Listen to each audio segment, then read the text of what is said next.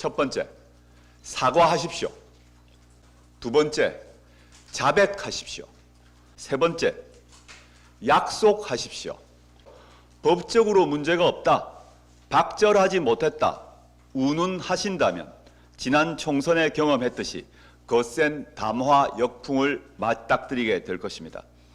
대국민 담화는 대통령의 중차대한 정치 행위입니다. 담화에서 국가적 갈등과 난제를 극복할 의지를 밝히거나 방법과 지향을 제시합니다. 잘 생각했습니다. 국민께 밝힐 것은 밝혀야 합니다.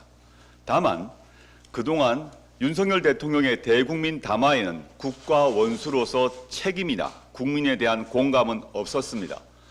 본인의 정신 승리만 보여주었습니다. 사과 없이 원인 조사와 재발 방지 약속만 한 대국민 담화에서 대한민국 국민은 대한민국 대통령의 결여된 공감 능력과 무책임만 지켜봤습니다. 주요 책임자는 여전히 자리를 지키고 있습니다. 윤 대통령은 담화에서도 전 정부의 지원 부족을 꼬집는 등 남 탓에만 열을 올렸습니다. 4월 총선 직전 의료개혁 관련 대국민 담화는 최악이었습니다. 정부 잘못은 하나도 없고 의사 욕심이 문제라고 말했습니다. 그러니 해결 방법을 제시할 수가 없지요.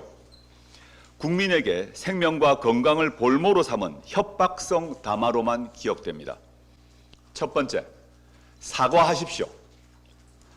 대통령으로서 국민께 진심 어린 사과를 하십시오. 뭘 잘못했는지 모르십니까? 그럼 내일 담화는 안 하느니만 못합니다. 국가 재정 파탄과 민생, 경제, 교육, 외교 등 국정 운영 실패를 인정하십시오. 그리고 국민께 머리 숙여 사과하십시오. 무엇보다도 의료 대란을 일으켜 국민을 위험에 빠뜨린 점을 100배 사과하십시오. 그리고 여야정 협의체 해결책을 요청해야 합니다. 두 번째, 자백하십시오. 국정농단과 위헌 불법 행위를 소상하게 국민께 고하십시오. 배우자가 뭘 잘못했는지, 그를 보호하려고 무슨 일을 했는지, 명태균, 천공 같은 술사들과의 관계는 무엇인지, 최혜병 사건 등을 어떻게 은폐하려고 한 것인지 모든 국민 앞에 소상히 자백하십시오.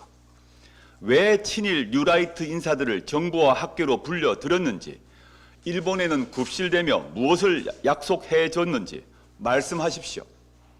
세 번째, 약속하십시오. 김건희 특검, 최혜병 특검을 받아들이겠다고 약속하십시오.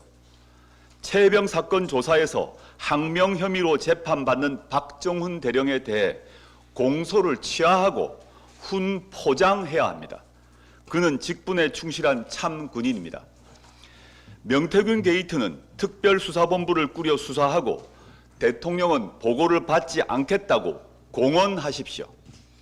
범죄자를 처벌하고 책임자를 물러나게 하십시오. 배우자 김건희는 유배에 가까운 조치를 취하겠다고 약속하시고 실제 조치를 하십시오. 거부권을 남발하지 않겠다고 약속하십시오. 무엇보다도 윤석열 대통령 본인의 거취에 대해서는 국민의 선택이 무엇이든 간에 무조건 따르겠다라고 약속하십시오. 법적으로 문제가 없다, 박절하지 못했다, 운운하신다면 지난 총선에 경험했듯이 거센 담화 역풍을 맞닥뜨리게 될 것입니다. 탄핵 열차에 가속도가 붙을 것입니다. 언론인 여러분께도 촉구합니다. 명태균 게이트를 파헤쳐 국민적 주의를 환기시킨 점에 경의와 존경을 표합니다. 그러나 모든 언론이 그렇지 않았습니다. 일부 친윤 언론은 윤 대통령과 그 주변을 보호하고 감쌌습니다.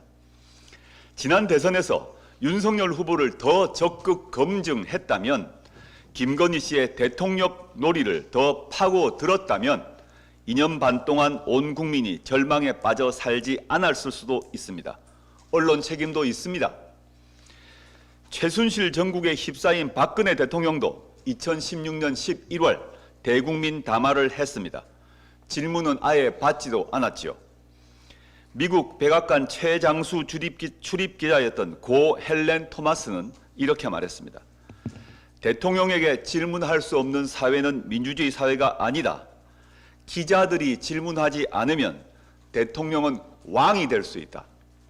만일 이번 기자회견이 짜놓은 각본에 따라 진행된다면 대통령실 출입 기자단은 그리고 언론은 단호히 거부해야 합니다.